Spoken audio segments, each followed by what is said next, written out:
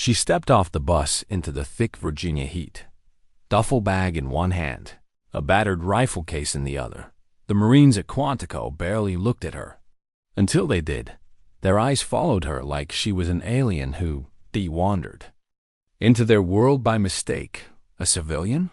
Here, someone muttered, probably thinks an M4 is a highway. She didn't, to slow her pace. She just heard her grandfather's voice, steady hand. Steady heart, steady shot.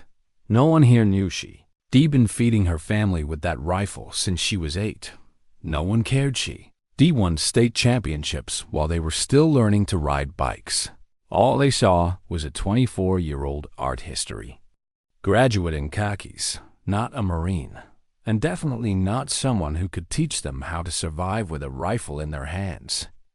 But she hadn't to come to impress them. She'd come to prove something, though even she wasn't too sure to who. The staff sergeant waiting for her looked like he'd been carved out of stone and told bad news for breakfast. Rodriguez read her file without lifting his eyes. No service record, no combat history, no military certifications. His verdict came before she spoke.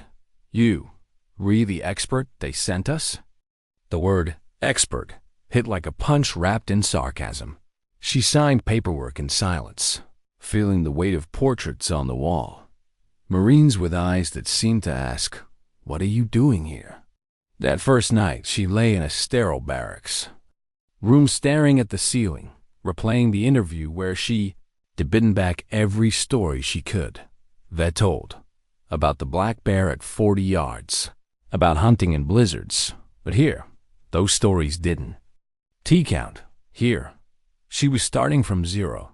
The next morning, she met her first class 8 Marines who couldn't shoot straight enough to pass their rifle quals. A punishment detail for them, a test for her. The one with the Boston accent. Murphy had the kind of cocky grin that made you want to knock it off his face. He insisted he knew what he was doing until his rounds scattered across the target like buckshot from a broken shotgun. She pointed out his breathing, his grip, the way he jerked the trigger. He laughed in her face. The others joined in, and just like that, she knew this wasn't about marksmanship. It was about respect, and she didn't have an ounce of it.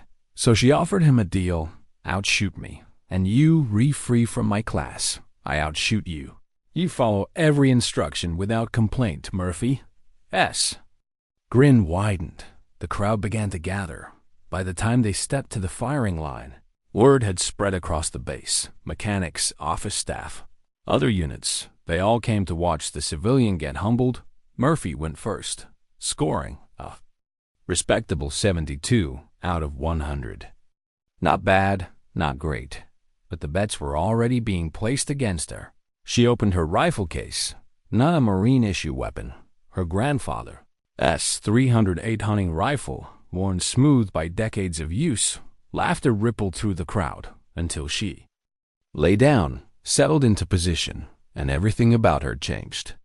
Her breathing slowed, her body went still. The first shot split the X-ring dead center, then the second and the third. By the fifth, no one was talking. When her last round punched the same perfect grouping, the range officer's voice almost shook. Perfect score. Murphy stared at the target like it had rewritten reality. Rodriguez just said, "Miss Chun, I believe you have something to teach us after all." Weeks turned into months. Bravo Company. Worst shooters became something else entirely. Murphy, once a swaggering smartmouth, now arrived early, cleaning his rifle like it was a relic, practicing his breathing like prayer. Williams, who used to flinch at every shot, learned to trust the rifle's recoil, no longer blinking when the trigger broke. Jackson, the mechanic who once treated rifles like stubborn machines, became obsessed with wind, humidity, and bullet drop. She didn't just teach them to shoot. She taught them to listen to their weapons, to the wind, to themselves. Then came the inter-service marksmanship competition. She didn't want them to enter. Rodriguez insisted. What is the worst that can happen? They didn't just compete. They dominated. Murphy's 600-yard score was the best of the day. Williams' rapid-fire string was flawless. Jackson's precision at 800 yards made seasoned snipers stop and watch. By the second day, Bravo Company was leading against every elite unit from every branch. On the final day, under shifting winds and punishing time limits, they moved like they'd been born for it. Fundamentals flowed like instinct. When the dust cleared, they won the team championship, sweeping the top 5 individual spots. No one at Quantico had ever seen anything like it. That's when the orders came. The Pentagon wanted her. They'd seen what she'd done and wanted her methods to reshape Marine Corps marksmanship nationwide. As she packed her things, she walked the range one last time. Murphy was now teaching breathing drills to scout snipers. Williams was coaching another Marine through recoil fear. Jackson was breaking down rifle mechanics for armorers. She realized then the scores weren't to the point. The transformation was she arrived as an outsider no one believed in. She was leaving as the instructor whose students now taught others. The portraits on the wall wouldn't ever hold her face, but her methods would ripple through generations of Marines. Sometimes respect isn't given, and it's not demanded, it's earned. One perfect shot at a time.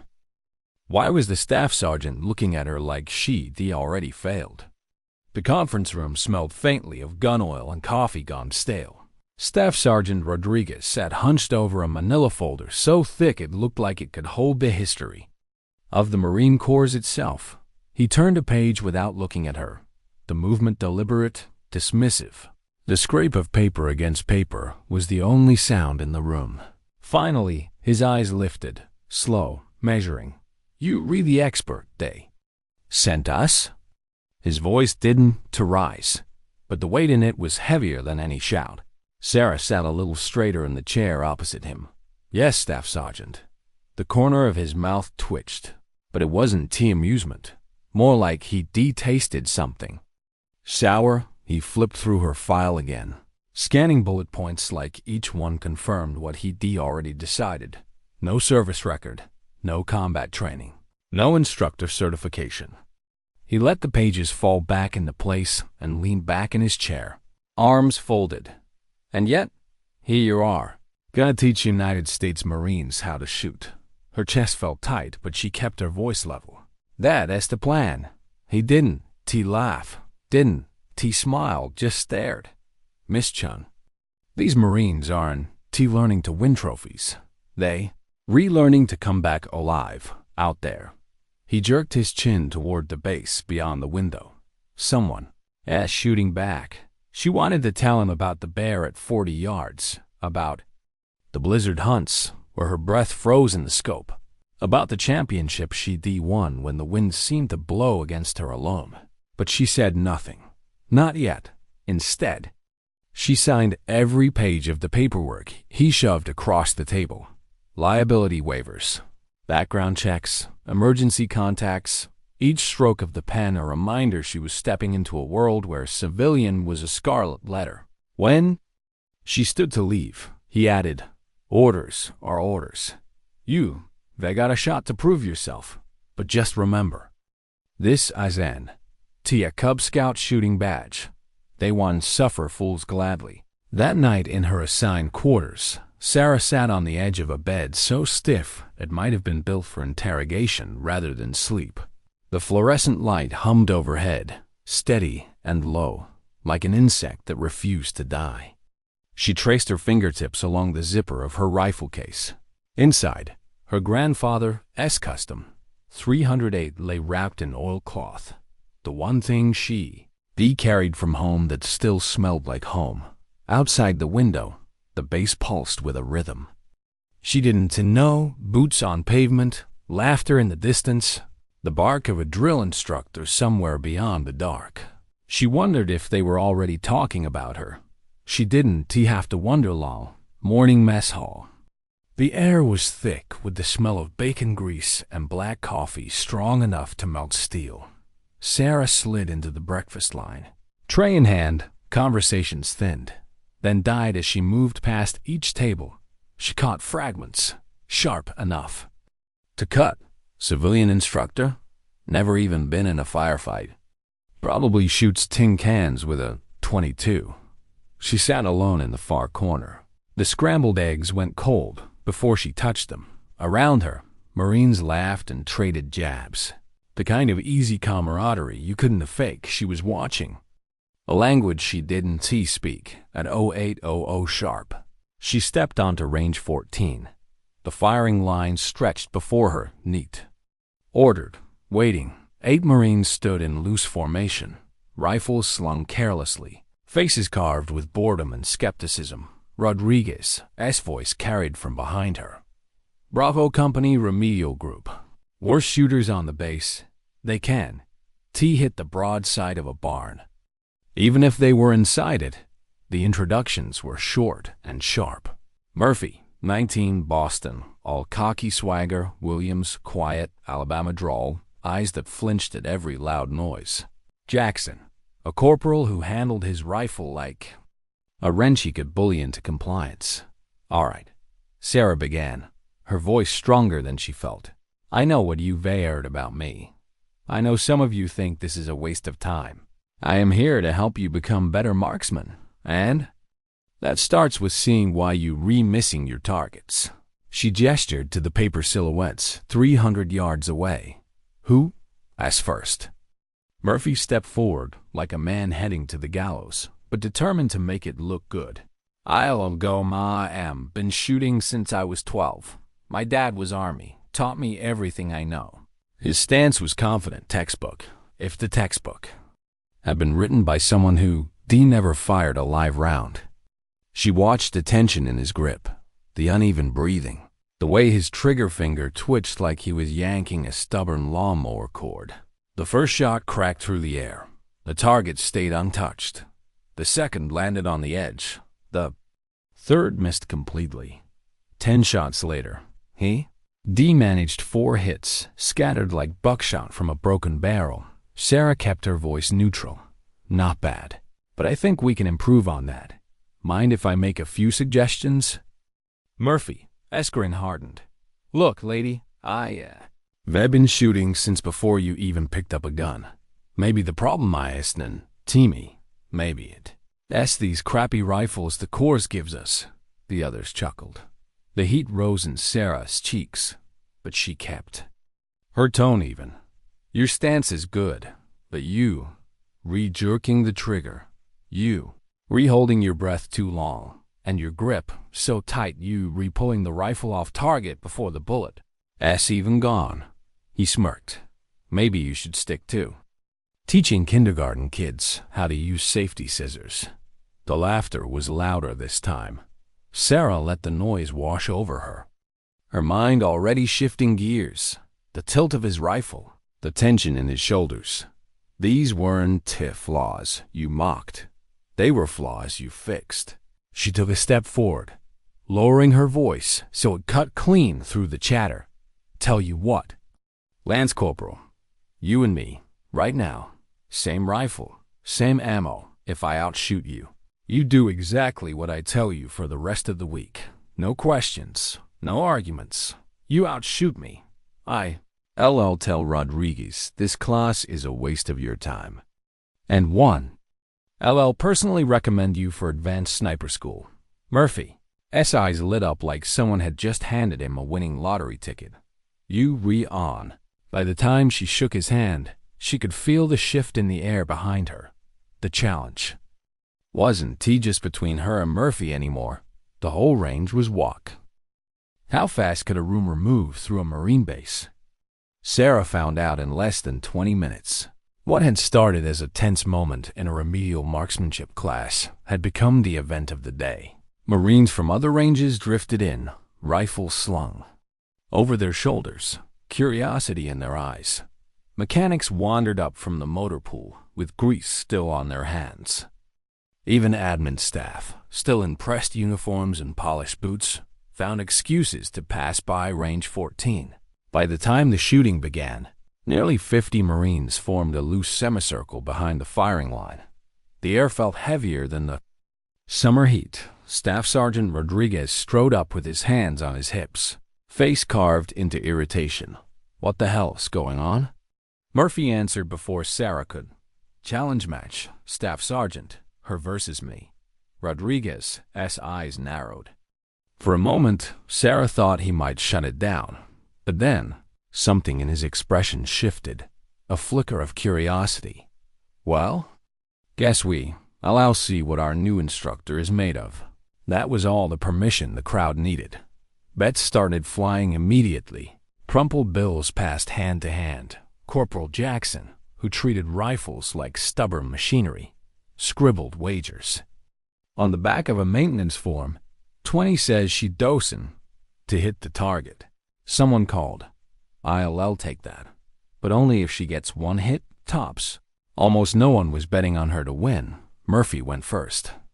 He approached the line with a swagger that had only grown with the crowd. Dropping into his shooting position, he gripped his M16-4 like it was already his trophy. Sarah knelt behind him, watching the small tell she noticed before be irregular. Breathing, the way his shoulders tightened under pressure, the rifle canting just a few degrees to the right. The first shot cracked. 7 ring. Right side, called the range officer. A respectable hit, and the crowd murmured approval. Second shot. 8 ring. Third. 6 ring. Murphy kept firing, his grouping loose, his rhythm shaky under the weight of all those eyes. By the end of his 10 rounds, his score was 72 out of 100. Decent. Enough for the crowd to feel confident in their bets. He stood, brushing imaginary dust from his sleeves. "Your turn, Teach. Hope you brought your reading glasses." Sarah stepped forward, her grandfather's rifle case in hand. The murmur started before she even unzipped it. When the rifle emerged, the sound shifted from mockery to a kind of uneasy curiosity. It was old, wood stock worn smooth, metal showing years of honest use. The scope, an older model, discontinued. Before most of the Marines watching had been born. "What is that thing?" Someone called. "Looks like it belongs in a museum." The laughter was nervous now. Not cruel. Sarah ignored it. She laid the rifle on the bench, checking every detail with the calm precision of someone who done this more times than she could count. The stock against her shoulder felt like a handshake with an old friend. Her breathing slowed, then she stepped to the line. The transformation was immediate. Gone was the outsider in khakis. Her body settled into position with the fluid ease of water finding its level. The crowd's voices faded, replaced by the low hum of her heartbeat and the faint rustle of wind across the range. First breath, exhale, trigger squeeze. The shot cracked and seemed to hang in the air a half-second longer than it should. X-ring, dead center, the range officer announced. A ripple passed through the crowd. Second shot, same hole. Third, same. By the fourth, someone whispered, "Jesus Christ. Is she really doing this?" She didn't hear them. She was in the quiet place now, where nothing existed but sight alignment, breathing, and follow through. Each shot was an act of patience, not force. When the 10th round hit, she stayed in position a moment longer, letting her breathing return to baseline before lifting her head. The range officer examined the target. For a moment, the silence was absolute. Then, perfect score, grouping smaller than a quarter. Murphy stared at the paper like it had betrayed him. His smirk was gone, replaced by something closer to respect or maybe disbelief. Rodriguez stepped forward, taking the target from the range officer's hands. He studied it, his expression unreadable. Then he looked at Sarah. "Miss Chun, I believe you have something to teach us after all." Sarah allowed herself the smallest of smiles. The first and she arrived at Quantico. "Good," she said, her voice steady, "because now you ready to learn." The challenge had ended. The laughter was gone. But respect? That didn't come overnight. The next morning at range 14, Murphy was there before she was, leaning against a bench, rifle already in hand. He didn't say much, just nodded once. It was the kind of nod that said, "All right, you've earned my attention." For now, Williams arrived quietly, eyes still flicking at every rifle crack from the adjacent range. Jackson came late, muttering something about adjusting equipment, which Sarah suspected was code for avoiding her until the last second. The others shuffled in with varying degrees of curiosity and caution, like they were about to touch a campfire they weren't sure was lit. Sarah didn't start with speeches. She started with observation. Murphy's stance was strong but stiff, his shoulders locked like he was bracing for an earthquake. Williams' grip was loose but uneven, his trigger finger hovering nervously as if the weapon might explode without warning. Jackson, true to form, was forcing his rifle into compliance, wrenching the bolt closed with the same stubbornness he might use on a rusted engine part. "Again," she said after each string of shots. "But this time, fix one thing."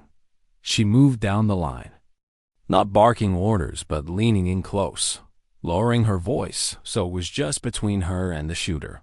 "Relax your shoulders. Breathe through the shot. Don't hold it hostage. Let the rifle settle.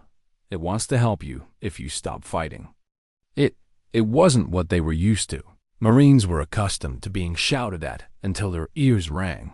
Sarah's corrections were quiet, deliberate, and, annoyingly, hard to ignore.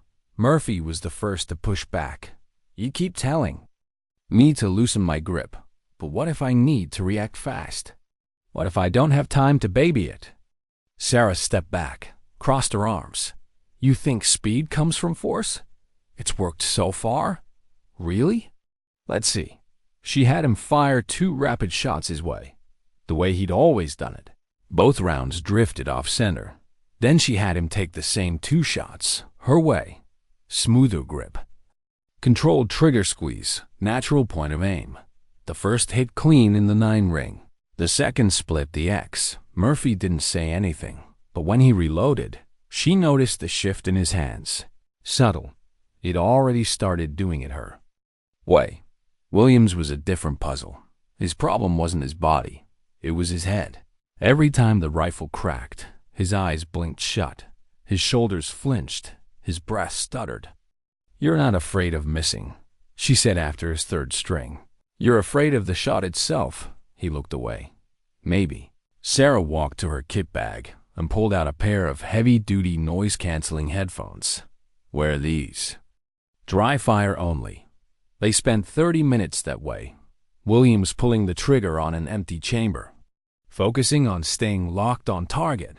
No noise, no recoil, just the rhythm of breathing and trigger control.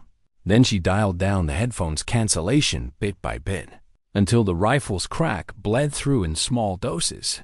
When he finally fired live rounds, the flinch was still there, but smaller, controlled. By the end of the day, his grouping had tightened into something he could actually be proud of. Jackson was the toughest case. Years of wrench-turning had given him the mindset that every problem could be solved by force. If a part was stuck, you hit it harder. If a rifle shot left, you cranked the sights until it didn't. Your rifle's not a stubborn engine. She told him after watching him wrench the bolt home like he was trying to strip the threads. "You don't make it work. You let it work." He snorted. "That sounds like something out of a fortune cookie." "Then call me the fortune cookie lady," she said. "Now watch." She picked up his rifle and fired a single round, letting the weapon's recoil carry it back into position instead of forcing it. When she handed it back, Jackson imitated her. His next round landed a full ring closer to center. His eyebrows twitched. Just a little, but she caught it. By the 3rd week, the group's dynamics had shifted. Murphy still grinned like he owned the place, but now it was directed at his own good shots, not at her. Williams had stopped flinching entirely. Jackson was asking questions about wind speed instead of torque, and when Rodriguez stopped by unannounced, He found them practicing well past their scheduled end time, not because they had to, but because they wanted to. Didn't think you'd get.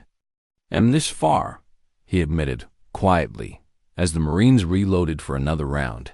Sarah kept her eyes on the line. Neither did they. But she knew this was just the beginning. These weren't just drills. She was rewiring habits, reshaping identities, and if they could hold this under competition pressure, they might just surprise the entire base. What she didn't know, what none of them knew, was that their first test against the best shooters in the country was already on the horizon. The first time she heard about the competition, Sarah almost laughed. The inter-service marksmanship competition wasn't just a match. It was the match, the place where the military's best shooters came to prove, for 1 year, who owned the bragging rights. Army Ranger battalions, Navy SEAL sniper teams, Air Force Special Operations, Marine Scout sniper schools. It wasn't where you sent the Corps' worst shooters, at least not 3 months ago. So when Staff Sergeant Rodriguez dropped the idea over morning coffee, she thought he was joking. "Bravo.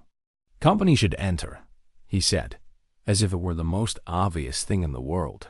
She set her mug down slowly. "We're not ready." "You're wrong," he said. "They're more than ready, and they need this." She looked over at her Marines, Murphy, leaning against the bench, methodically cleaning his rifle with the same care she'd seen him put into a perfect trigger. Squeeze Williams calmly running through breathing drills, eyes steady as the wind tugged at his target. Jackson bent over his scope, muttering calculations about humidity and bullet drop like they were scripture. They'd come so far, but the competition was a different world. The shooters there wouldn't just be good. They'd be flawless under pressure, and they'd be carrying the weight of their unit's pride on their backs. "If they crash out there," she said quietly, "it'll undo everything." Rodriguez leaned on the bench beside her, voice low. "Or it'll prove everything." The decision hung over her for days. She pushed them harder than ever, and watched for cracks. At 200 yards, she ran them through rapid-fire drills until their shoulders burned. At 600, she made them shoot against shifting wind, forcing them to adjust on the fly. At 1,000, she had them shoot until the sun slid low enough to turn targets into shadows. She wanted them to miss, to fail here in safety, so they wouldn't out there. Murphy's jaw clenched every time a gust caught his shot and drifted it out of the X-ring. Williams fought against his own breathing in the long strings. Jackson cursed quietly at scope adjustments that weren't perfect, and every time she made them start over one afternoon after a particularly grueling long-range session. Murphy broke the silence. "You're pushing us like we're going to the Olympics." Sarah adjusted the spotting scope without looking at him. "Close enough." He frowned. "Wait, are we?" She didn't answer right away. She just said, "If you were, could you handle it?" Murphy looked down at his rifle. For once, no grin, just a slow nod. "Yeah, we could handle it." When she finally told them, the range went silent, even. The wind seemed to stop for a moment. "You'll be competing against the best marksman the military has," she said, "and they will expect to crush you. They'll know you were the Corps' worst shooters. They'll believe that's still who you are. I need you to decide if you want to prove them wrong." The answers came without hesitation. "Yes, ma'am," from Williams. "Hell yes." From Murphy, "Let's do it." From Jackson. The weeks before the competition felt different. Every drill had an edge to it now. Every missed shot carrying more weight. Sarah found herself lying awake at night, running through scenarios in her head. The wind kicking up mid-string, a scope slipping just out of zero, a shot breaking a hair too soon. She knew her methods worked. She'd seen it in their scores. But in competition, skill was only half the battle. The rest was what happened inside a shooter's head when every set of eyes was on them. She could train them to shoot. She couldn't pull the trigger for them. On the morning they were to leave for the competition grounds, Sarah stood by the bus, watching them load their gear. Their movements were calm, efficient. Murphy's swagger was still there, but now it was balanced with something steadier, a confidence he'd earned. Williams carried himself with quiet focus, no longer glancing away at sudden noises. Jackson double-checked every rifle case latch, each click like a promise to himself. Rodriguez walked up beside her. Still think. They're not ready? Sarah smiled faintly. I think we're about to find out. The bus door hissed shut.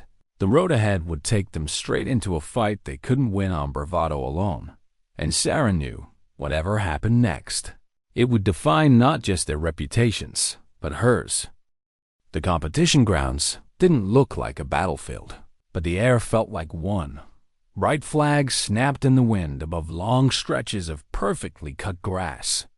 Shooters in crisp uniforms moved with practiced ease, their rifles cradled like extensions of their own bodies. The scent of gunpowder drifted in faint waves from an adjacent range. Where warm-up strings were already underway, Sarah stepped off the bus with Bravo Company trailing behind her. Heads turned. The reactions came fast and quiet. That's them? The remedial group? You've got to be kidding me. It wasn't hostility. It was dismissal, the kind that said you don't belong here. Murphy adjusted the strap of his rifle case, chin tilted just enough to look defiant. Williams kept his eyes on the ground, every muscle in his jaw tight. Jackson glanced at the competition roster posted on a board near the entry gate. Their names were at the bottom. Not because of ranking, the events hadn't started yet, but because someone had to be last on the list, and the organizers had chosen the easiest candidates. Sarah saw Murphy's smirk falter for just a second. She stepped up beside him. Don't give them the reaction they want, she said quietly. We're ghosts until it's time to shoot. The first event was the 200-yard rapid fire. Teams would shoot in relays, each competitor with 20 seconds to fire 10 rounds, reload, and fire 10 more. Williams was up first for Bravo Company. Sarah could see the tension in his hands as he set up at the firing line. The Marine to his left was a scout sniper instructor from Pendleton, a man whose grouping at that distance could hide behind a silver dollar. The man glanced at Williams' Namatag, smirked, then returned to his scope. Relay 1. Stand. By. The buzzer blared. Williams moved cleanly, better than she'd ever seen him in practice. The first 10 rounds cracked out. Magazine changed smooth, second 10 following in a tight, steady rhythm. The targets reeled in. Williams' group was centered, a few drifting into the nines, but nothing outside. Solid score. Respectable. But Sarah knew respectable wouldn't be enough today. Next was the 600-yard slow fire, Murphy's event. The line stretched with shooters in prone positions, rifles steadied on bipods, the wind tugging gently at their barrel tips. Murphy lay flat, adjusting his scope. His breathing was slow. Sarah knelt behind him, wind shifting left to right. 2 clicks. He adjusted without question. Relay 3. Commence fire. Murphy's first shot punched into the X-ring. So did the second. The third landed high in the 10 ring. Sarah watched his shoulders ease with each perfect hit. By the time his 10th round broke, his group was tighter than she dared to hope, and the range officer called his score aloud. 198 out of 200. The murmurs from the crowd changed. This time, they weren't dismissive. Jackson's turn came at 800 yards, the kind of distance where small mistakes became big embarrassments. He lay behind his rifle like he was tuning an engine, making micro-adjustments, tapping the stock, shifting the bipod legs a quarter inch at a time. Sarah leaned in. You've got this. Trust your numbers. He didn't answer, just breathed out and took his first shot. The steel target rang faintly across the distance. Direct hit. His group held, shot after shot, in a pattern so consistent it made other competitors glance over between their own relays. By the end of the first day, the scoreboard told a story no one expected. Bravo Company, The unit everyone assumed would be bottom of the barrel was sitting in third place overall. Still, the stares from the elite shooters weren't friendly. If anything, the respect coming from a few corners only sharpened resentment from others. Sarah could feel it in the air, a challenge unspoken. Rodriguez joined her as the Marines packed their gear. "They're in it now," he said. "Tomorrow's where it gets real." Sarah nodded, eyes on her team. They were smiling, but they didn't know yet what tomorrow would demand. The kind of pressure that didn't just test skill, but could strip a shooter down to their bones. The final day began with a sky that couldn't make up its mind. Clouds rolled in and out. The wind shifted every few minutes, and the light kept changing. The kind of conditions shooters hate, because nothing stays the same long enough to settle into rhythm. For Sarah, it was perfect. If Bravo Company was going to prove they belonged here, it wouldn't be in calm weather with steady light. It would be when the range fought them for every inch. The last event was the team match. 4 shooters, 4 distances, 4 different sets of conditions, all scored together. No individual glory. No one carried alone. Murphy, Williams, Jackson, and Sergeant Hawley from another remedial group turned standout would each take a leg. They didn't talk much as they prepped. Murphy checked his scope twice. Williams closed his eyes, going through his breathing sequence in silence.